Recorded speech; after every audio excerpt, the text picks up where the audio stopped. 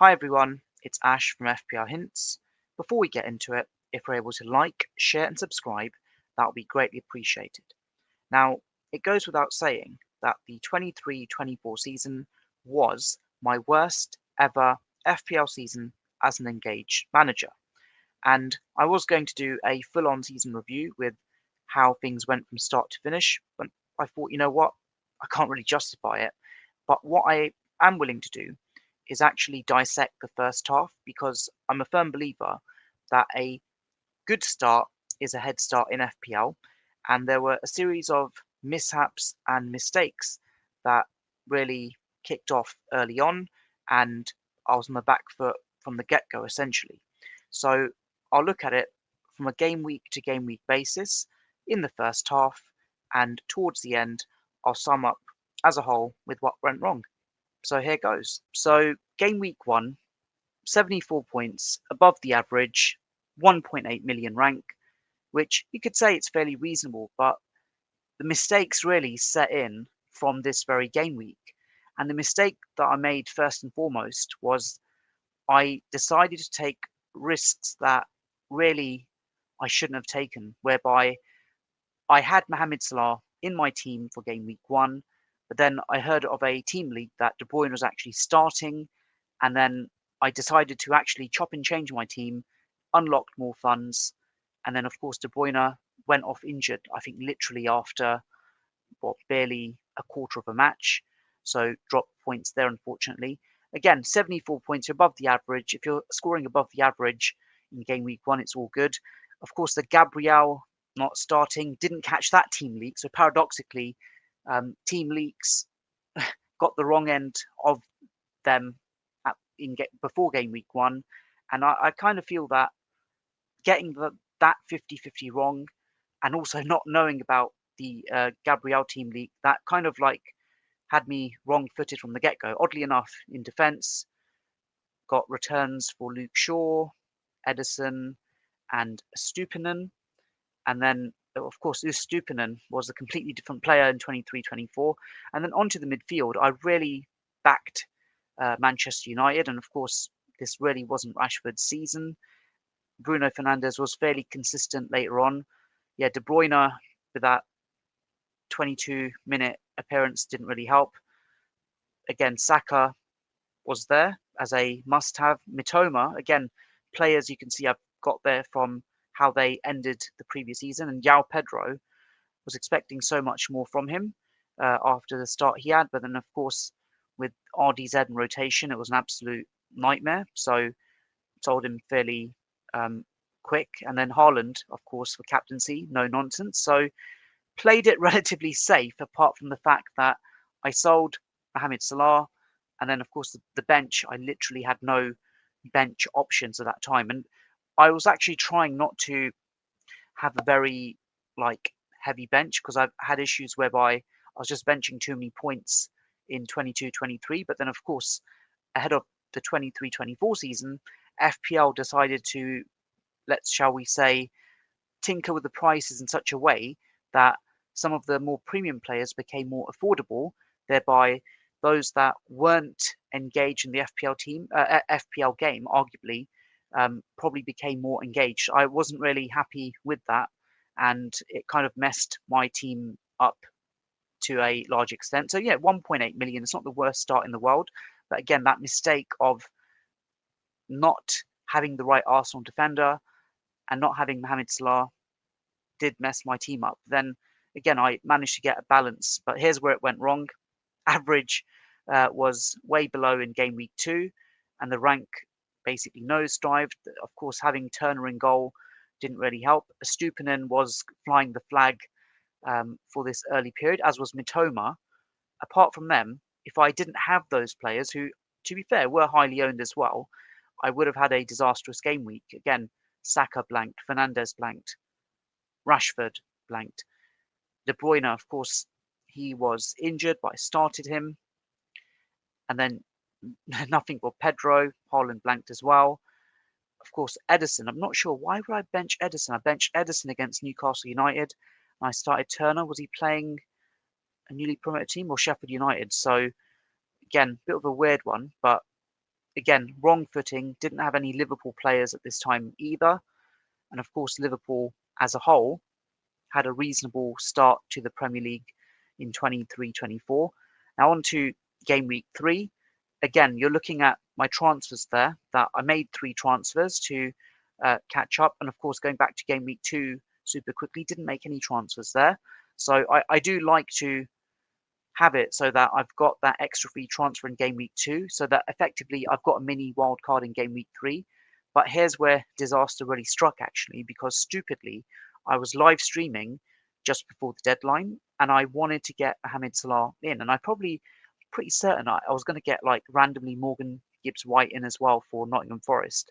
And again, the transfer for Mohamed Salah did not go through. If I just bring it up here, just confirm here. No, it was game week 4, I beg your pardon, when I tried to get Salah in. And yeah, in this instance, so the transfers did go through, I beg your pardon. I got, I effectively got an extra fee transfer purely because the transfer didn't go through the subsequent game week. But yeah, here, again, Stupin and Mitoma finally blanking for me. Bruno, Rashford coming to the fore, as with Saka as well.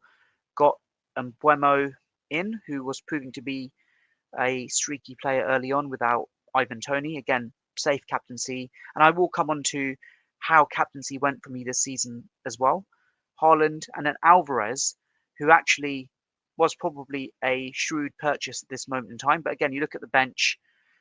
Now I've got a sub 1 effectively, but then Baldock, Mubama, and Turner were literally just not doing much. And I kind of spoke too soon. Game week 4, which I'll just come up now. So there's 2 transfers here. And Edison, who's, again, bit of a wasted transfer. A move that I stupidly got into was, oh yeah, safe as houses. But I think the general consensus is that premium goalkeepers haven't really been a thing in FPL for a long time. And you're better off just having that 4.5 goalkeeper. And even as it could be a rotating goalkeeper or a 4.0. But in terms of bang for buck, Edison really wasn't giving it, especially with the lack of clean sheets. By this time, I had Udogie in my team. Stupin was still there. And again, Chelsea had just such a bad start. Sterling's in my team now. And again, the worry here is I'm just playing catch up. That's what, 5 transfers in 2 game weeks. And hits will be a recurring theme for me as well in the 23-24 season. But you look at the actual score, 88 points. I'm well above the average. Again, a game week rank of like top million. That is going to get you a green arrow. It doesn't matter if you've got like 10 million FPL teams or 5 million.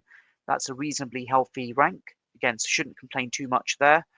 Buemo got some points. Alvarez ultimately bailed me out. Probably the difference between a red and a green arrow. Then, of course, Haaland with a 40-point haul. Again, nothing going on with the bench, but interesting enough, Turner was scoring points. I think I had a period whereby early on my bench goalkeeper was outscoring my starting goalkeeper. I think it is game week 5 now where it will say 0 transfers. Nope, there is 1 transfer there. So apologies, I'm not sure what happened there. So here, again, game week rank. Once I get some traction, 1 foot forwards, 2 steps back. Edison in goal, again, just wasting money really with him there. Couldn't unlock funds elsewhere. Decided to start Kabore. I've got a feeling with him, again, it was Luton against Fulham at just get this here, Craven Cottage. Chilwell, Udogie, bit of a flop there. And again, relatively template midfield at this point, but wasn't really getting traction. Captained Haaland, had Alvarez. What, a fantasy return off a green arrow perhaps? But again, what is the missing component here? I don't have a starting Arsenal defender. And that's where the mistake was. Had I got Saliba or Ben White, I probably would have had the extra fantasy return. And again, nothing's happening with the bench there.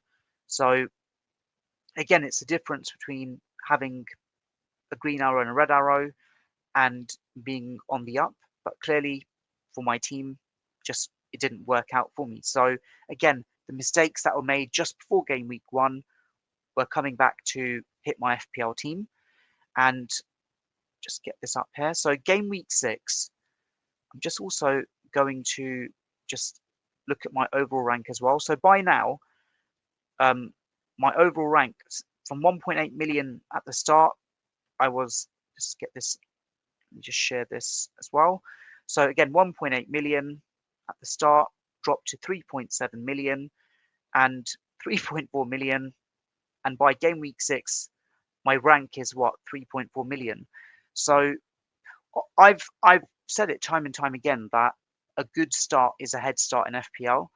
And this was probably one of the worst starts I've ever had in FPL, at least for the past 7 or so seasons. And I just wasn't getting traction.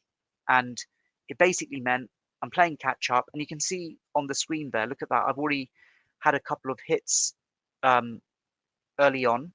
And hits were going to be a recurring theme for me. And by the end of it, I was just taking crazy hits anyway.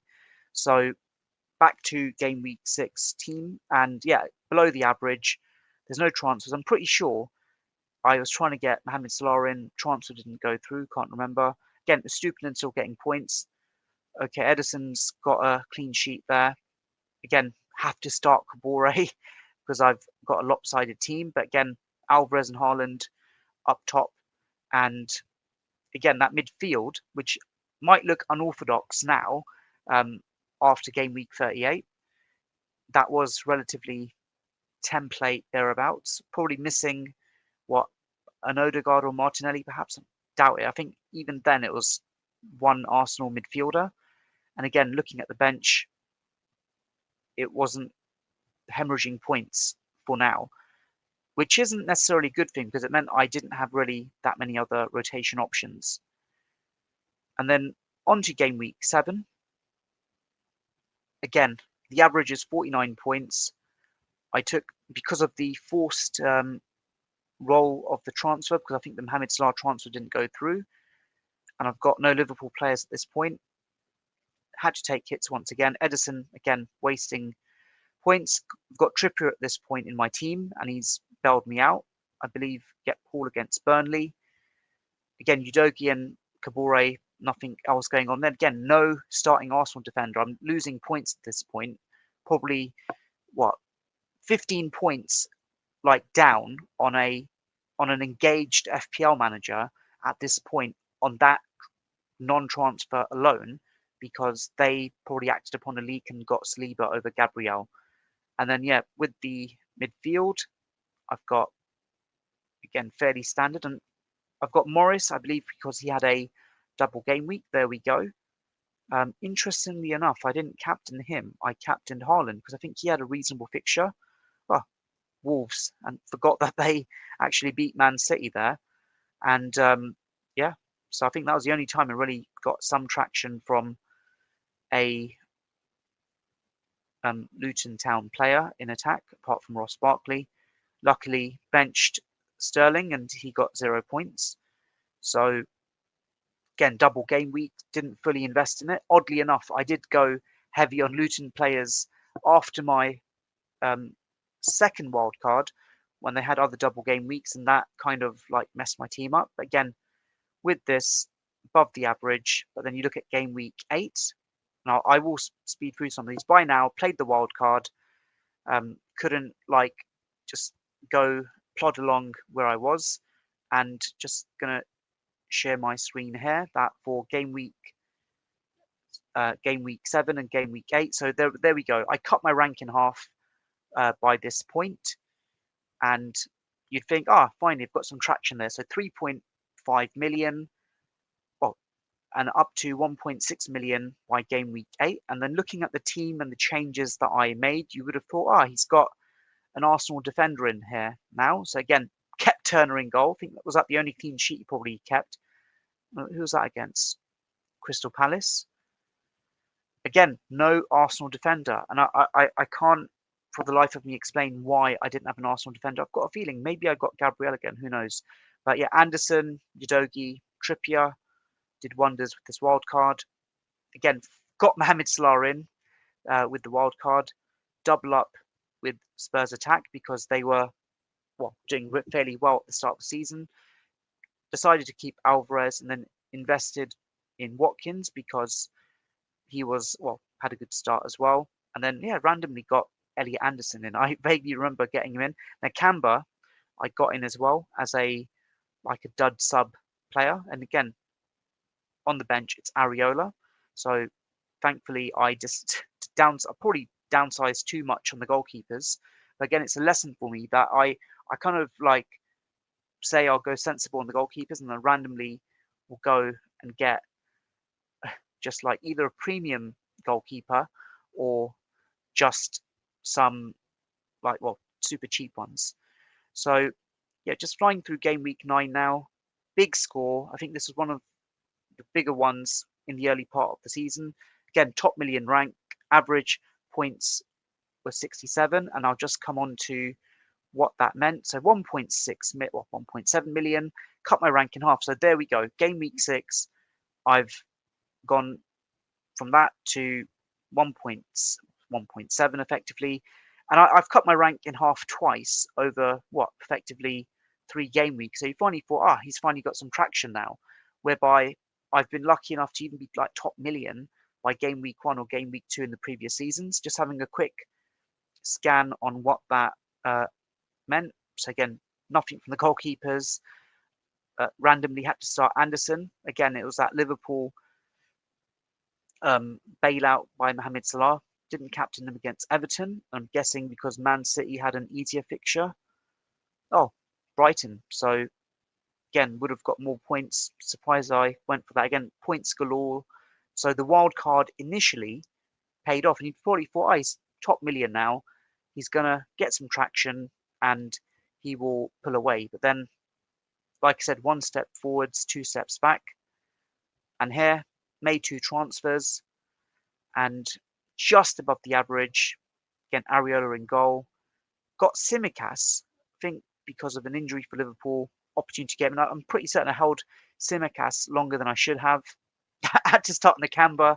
Again, it was good that I got Mohamed Salah in, but then the lopsidedness of the team meant that I had to start either Nakamba or Anderson. Again, got the triple up top. Well, I say triple up, double up of Man City, and then got Watkins. Now there's Charlie Taylor on the bench. I'm pretty certain he scored. Yeah, he did against Bournemouth, but thankfully got a yellow card, conceded a couple of goals as well. So that otherwise would have been an eye-watering haul on the bench. And sorry, I have got Gabriel. I beg your pardon. Again, I have no idea why I brought him in again. I really shouldn't have bought Gabriel. I think he started a match, and I thought, he's starting now. And the irony with Gabriel is that he did eventually start, but again, by now, lost 20 to 25 points compared to an engaged manager who didn't get Gabriel. So I'm already on the back foot. And then there were matches whereby he did score, albeit against trickier opposition. And then for those matches, I benched him, so didn't get any auto sub points there. On to game week 11, bit of a rubbish score for me. Average was low anyway. Just let's see where the damage was done. Again, you look at that defense. Again, Trippier did something, but then you look at the midfield.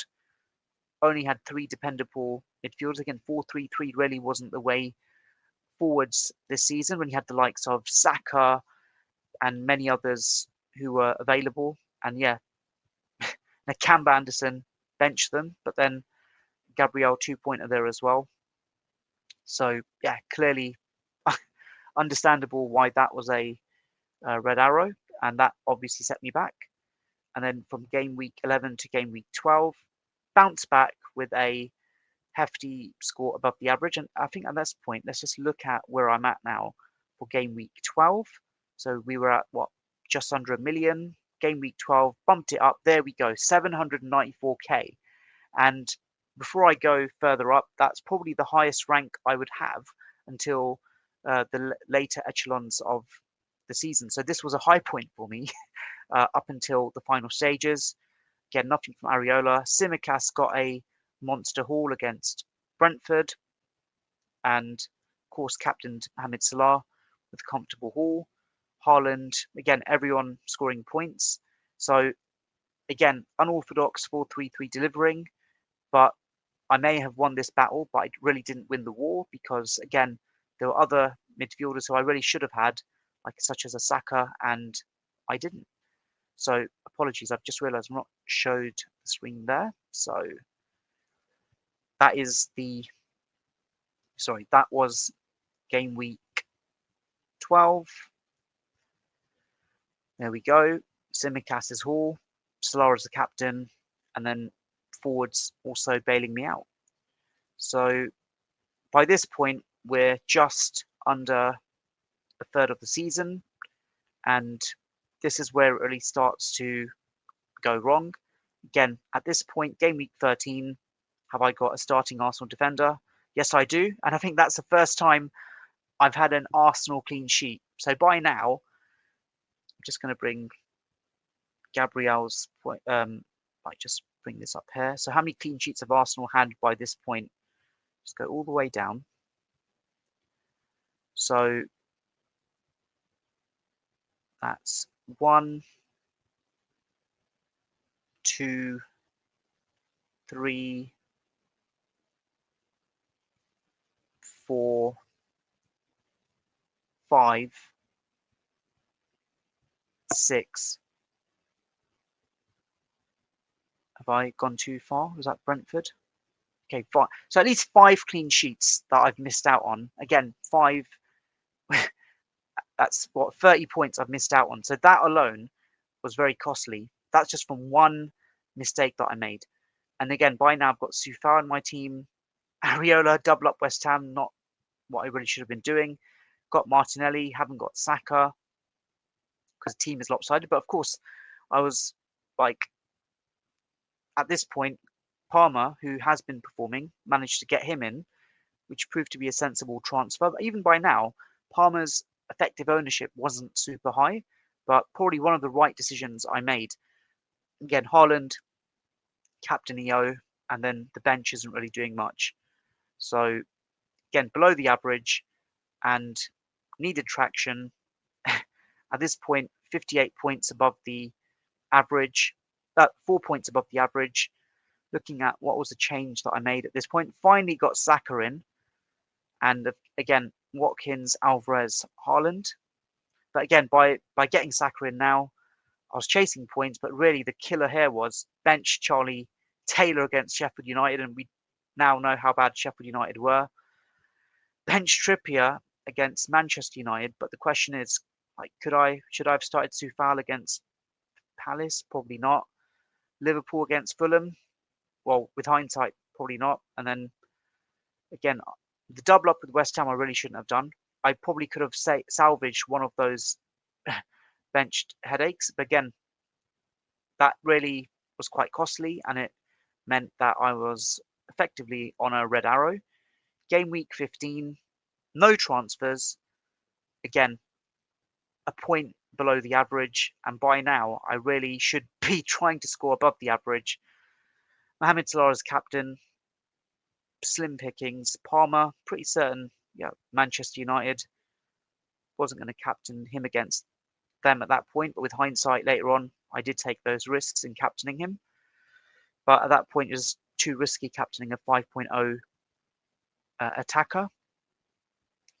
So on to game week 16 now. Just going to show you where I've gone. So 794k was a high water point, and by now I'm going backwards. Effectively, the rank has doubled, but doubled in a negative way. So let's just go back to the game week history view. So game week 16, again, average, you can see another one with the averages quite low. 3 points above the average. Again, it's not really going to benefit me in any way. Got Robert Sanchez. Annoyingly, he got injured shortly afterwards. And Mohamed Salah, vice captain, 26 points. And I believe my captain, yeah, Haaland, injured. So auto sub literally bailed me out and saved me there. So yeah, but then again, I guess the auto sub literally saved everyone else. On to game week 17. We're into December. Scored well above the average, but you look at that. I was taking hits at this point because I had to get rid of Robert Sanchez and offload other players. Let's see who I brought in. Porro, who was being fairly consistent at this point. And again, Sterling's back in the team. And yeah, Solanke, who, yeah, probably jumped on him fairly late, but proved to be a reasonable purchase for my team. And then coming up to game week 18, scoring above the average.